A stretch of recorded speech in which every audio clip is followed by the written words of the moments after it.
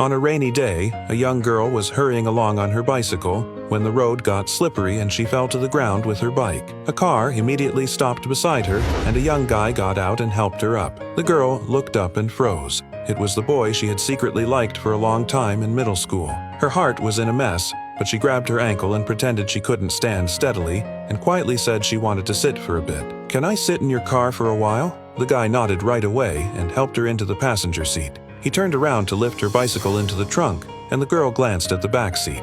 There was an old man sleeping there. She recognized that face at once. It was the kind grandpa she met a year ago, the one who insisted on buying her this very bicycle she was riding now. The guy got back behind the wheel, and she couldn't help asking, "The grandpa in the back, is he your family?" The guy said, "Yeah, he's my grandpa. I just spent 2 hours driving with him to take him back to his family. He's exhausted." The girl's heart shook. The old man who had been willing to pay for her bike was actually the grandfather of her middle school crush, and that boy was now sitting right beside her. Soon, the car stopped in front of a restaurant, the place where the girl worked as a waitress. She had just stepped out when the guy suddenly called out, "Wait, wasn't your ankle really hurting?" The girl blushed.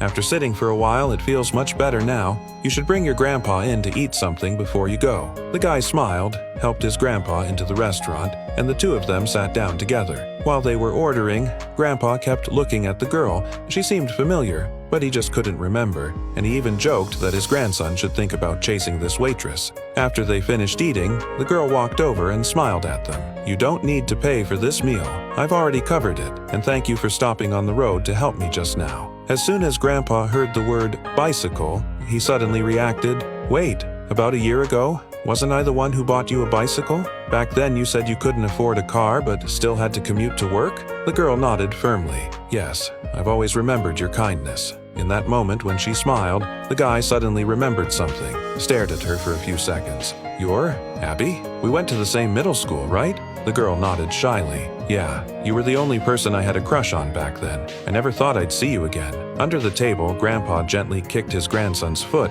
urging him with his eyes to act quickly. The guy took a deep breath, held the girl's hand. "So, would you be my girlfriend?" The girl smiled and said, "I would. If you also believe that kindness will eventually bring true love, tap a little heart."